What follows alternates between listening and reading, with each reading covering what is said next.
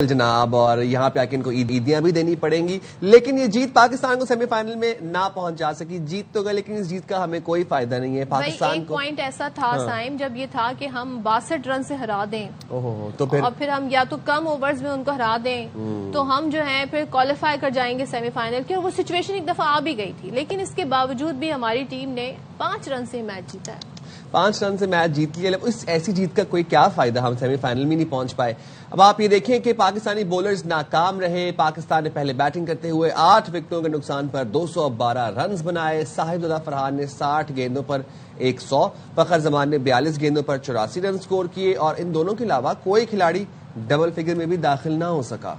चलें तो बात कर लेते हैं। हमारे साथ हैदाशमी मौजूद हैं और Kamran Akmal wicket keeper batsman हमारे साथ मौजूद है। कामरान, आपकी इजाजत से हाशमी साहब से मैं पूछ लेती हूँ कि कब रवाना हो रही है? ईद तो अपनों में ही मनाने आ रहे हैं हमारे खिलाड़ी भी, और शाहिद साहब भी खुद अब आ ही जाएंगे। शाहिद साहब, बड़ा दिल दुखाया इस टीम ने हमारा। जीत तो गए हैं लेकिन दिल तोड़ गए, क्या कहेंगे? नहीं, अब तो आधी हो जाना चाहिए। चौथा मुसलसल इवेंट है आईसीसी का जिसमें पाकिस्तान की टीम सेमीफाइनल में नहीं पहुंची। नहीं थी इतनी कैपेबिलिटी, ऑल्दो के आखिरी मैच में आपके पास एक चांस था और इतना अच्छा प्लेटफॉर्म दिया फरहान ने और फखर ने। पहली 95 गेंदों में 176 रन बने। अगली 35 गेंदों में पाकिस्तान के 36 रन पर 8 खिलाड़ी आउट हो गए। ऐसी अफरा तफरी बचाई, किसी ने भी उस इतना अच्छा स्टेज सजा के दिया था कि आप 240-245 करते, लेकिन पाकिस्तानी टीम में वो एबिलिटी नहीं है। अभी आएंगे जरूर, लेकिन अभी ईद नहीं मनाएंगे। अभी उन्होंने बांग्लादेश जाना है 11, 13, 15 मार्च को वनडे इंटरनेशनल खेलने। अब अगले साल की तैयारी हो रही है कि ओडीआई वर्ल्ड कप है अगले साल, तो हम एक वर्ल्ड कप से बेआबरू होकर निकलते हैं, दूसरे वर्ल्ड कप की तैयारी करते हैं। हमारे दिल में इतनी सकत नहीं है, हम नहीं बर्दाश्त कर सकते। शाहिद भाई, अगले वर्ल्ड कप की ना बताएं हमें बात। अभी तो बांग्लादेश से है, अभी तो बांग्लादेश से है। अभी अगले वर्ल्ड कप की बात ना करें, हमसे नीचे टीम है। अभी जरा हमें जरा पूछने दें कामिल भाई से। मुझे पूछते ही बड़ा मजाक खेज लग रही है ये बात। कामरान भाई, कल की मैच में क्या कमजोरियां थी वैसे? क्या बताएंगे अभी कामरान? कमजोरी है कि कल के मैच की बताऊं, पिछले 6 साल की बताऊं? आप बताएं पिछले 6 साल का, इंक्लूडिंग कल का। देखिए, कल जितनी एबिलिटी थी उससे बढ़कर पाकिस्तान टीम खेल गई है। आप देखेंगे एक पार्टनरशिप की वजह से हम 212 रन आ गए। शायद भाई ने बिल्कुल सही कहा, सबको पता है कि लास्ट 4-5 ओवरों में हमें जितना स्कोर करना चाहिए था उतना हुआ नहीं। ऐसे मैच में टॉस बड़ा वाइटल होता है। फिर आप फील्डिंग करते तो आपके सामने टारगेट ज्यादा इजी हो, थोड़ा सा आप कह सकते हैं थोड़ा सा इजी हो जाना था। आप पहले बैटिंग करते हो तो जरा थोड़ा मुश्किल होता है। फिर आपकी टीम देख ले कॉम्बिनेशन नहीं बना रही, वर्ल्ड कप में चली गई है। कोई किसी को अपने बैटिंग ऑर्डर का नहीं पता, ओपनर्स का नहीं पता, आपको ये नहीं पता नया बॉल किसने करना, ये नहीं पता कि 7वां 8वां ओवर किसने करना, मिडल में किसने आगे बॉलिंग करनी है। कंफ्यूज टीम लगी कि इसको ऐसे ही चलाते जा रहे 6-7 साल से कि इस तरफ ध्यान ही नहीं दिया। आप देखिए, कोई भी वर्ल्ड कप आईसीसी इवेंट से पहले हम कहते हैं कि इस इवेंट की तैयारी है, टीम हमारी कंप्लीट हो गई है। अब कल आपका कप्तान कह रहा है कि हमारे पास मिड ऑर्डर बैट्समैन नहीं है काफी देर से। भाई किस बनाने हैं? आप टीम चला रहे थे, आप क्रिकेट, आपके पास डिसीजन थे, आप क्रिकेट खिलाने वाले थे, थिंक टैंक आप थे, तो आपने क्यों नहीं मिड ऑर्डर? आप कप्तान की बात कर लें ना, कल की बात कर लें। बैटिंग नहीं कर सके, बॉलिंग नहीं कर सके, उनकी कप्तानी कमजोर रही। कामरान, फिर हम साइम की तरफ देखें। बड़ा शोर था कि साइम को लेकर आए। जब से साइम इंजर्ड होकर वापस आए वो तो ऑलराउंडर बन गए, उनका बॉलिंग पे फोकस ज्यादा हो गया। हम चाहते हैं बैटिंग करें। शादाब के बारे में, उनकी सिलेक्शन के बारे में सवाल थे। कल सकलैन मुश्ताक साहब कहते नजर आ रहे थे कि उनसे बहुत काम लेते हैं माइक हसन, इसलिए वो परफॉर्म नहीं कर पा रहे हैं। उनकी बात का लुबे लुबाब ये था, वो तो उन्हें अक्षर पटेल और सेंटर से जो है कंपैरिजन उनका कर रहे हैं। इन सब ने क्या किया?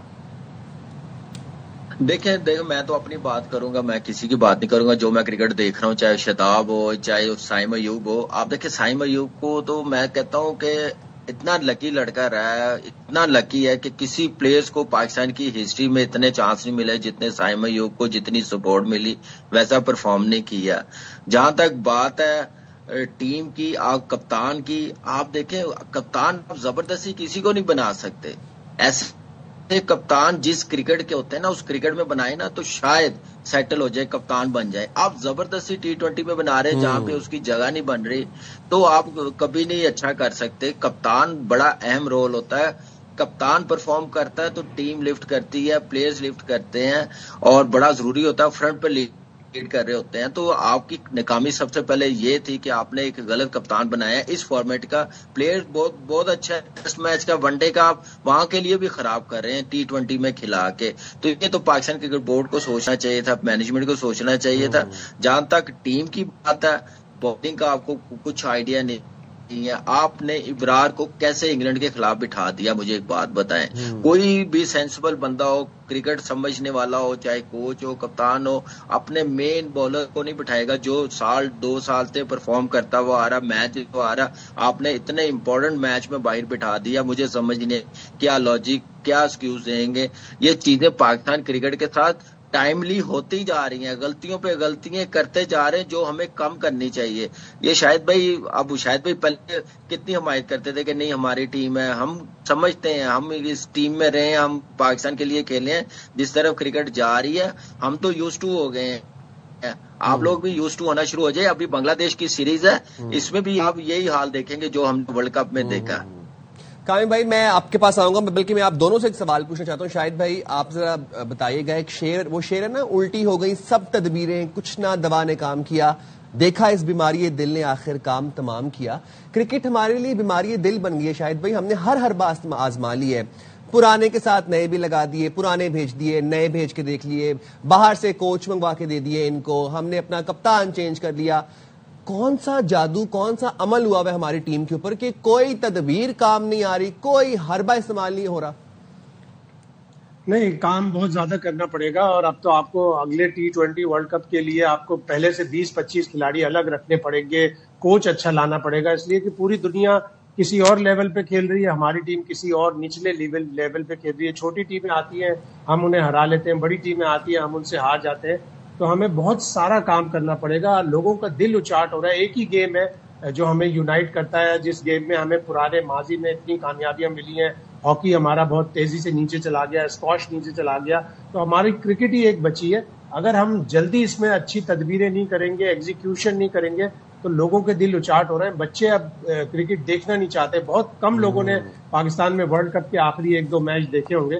تو ہمیں بہت جلدی تدبیریں کرنی پڑیں گی, اور دوا تو ساتھ میں کرنی ہے. We have to be honest. اب ہمیں نام لینے پڑیں گے, ہمیں صرف یہ باتیں نہیں کہنی پڑیں گی کہ تدبیریں, جیسے ابھی کامی بھی کہہ رہے تھے کہ بھائی اب شاہد صاحب تو ہمیشہ سے حمایت کرتے ہیں. شاہد صاحب, کن لوگوں کو اب نہیں ہونا چاہیے, کن کی سلیکشن اب نہیں بنتی ہے.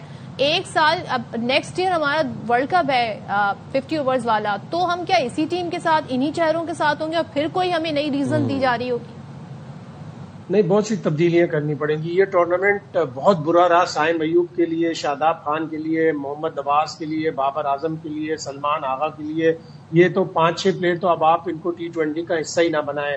سائم کی ون ڈے میں اچھی کارکردگی ہے, سلمان آغا ون ڈے اور ٹیسٹ کا بڑا اچھا بیٹر ہے. تو آپ کو بابر اعظم کو بھی آپ T20 سے ہٹا دیں, تو آپ کو ایک ینگ ٹیم بنانی پڑے گی. ینگ کوچ, ماڈرن ڈے کی کرکٹ جاننے والا کوچ لے کے آنا پڑے گا, تاکہ آپ کا اگلے 2 سال میں چاہے آپ بائی لیٹرل سیریز ہارتے رہیں, لیکن اب آپ نے گلوبل ایونٹ کی طرف توجہ دینی ہے. چھوٹی چھوٹی سیریز کے بارے میں آپ نہ سوچیں, آپ بڑے مین ورلڈ کپ کے لیے سوچیں. ادروائز جو یوتھ جو ہے, کامران دیکھیں شاہد بھائی نے جو بات کی ہے کہ ہمیں اگلے ورلڈ کپ کا سوچنا چاہیے. اگلا ورلڈ کپ پہلی بات تو یہ ہے کہاں پہ, نیوزی لینڈ اور آسٹریلیا میں ہے. شاہد بھائی ایسے ہی ہے نا, جی 1.5 سال بعد آسٹریلیا اور نیوزی لینڈ. اب وہاں کے لیے ہمارے پلیئرز کون سے سوٹیبل ہوں گے, وہاں پہ باؤنسی اور پیس ہوگی, تو وہاں کے لیے ہم نے کون سے پلیئرز تیار کرنے ہیں. اور جیسے شاہد بھائی نے کہا, میں بلیو کرتا ہوں کہ جب تک بائی لیٹرل سیریز آپ بڑی ٹیموں سے نہیں نہ جیتیں گے, آپ ICC ایونٹ میں بھی اچھا نہیں کر سکیں گے. آپ کو وہاں پہ اچھی کرکٹ کھیلنی پڑے گی. آپ کھیل رہے ہیں اپنے لیول کی ٹیموں سے, اپنے سے نیچے والی لیول کی ٹیموں سے جیت کے. ہم لوگ کہتے ہیں کہ ہم ICC ایونٹ کے لیے تیار ہیں, ہم اچھا کر جائیں گے. ایسا نہیں ہو سکے گا. آپ کو اچھی ٹیموں سے جیتنا پڑے گا, اپنا کمبینیشن بنانا پڑے گا. اور شاہد بھائی نے جو 5-6 نام لیے, مجھے لگ رہا ہے صرف 3 نام چھوڑ گئے نا, باقی سب کو نا ڈومیسٹک میں بھیجیں, پورا سیزن کھلائیں.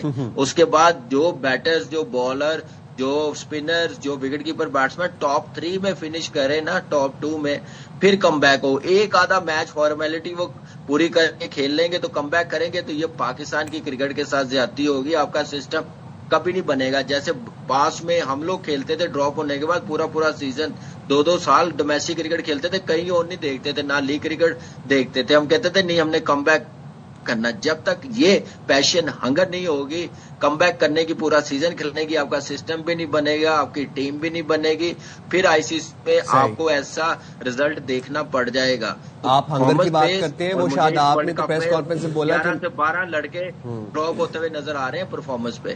صحیح, ٹھیک ہے, بہت شکریہ کامران بھائی, باسط بھائی, آپ میری ہاتھ شاہد جوڑ بھائی. کر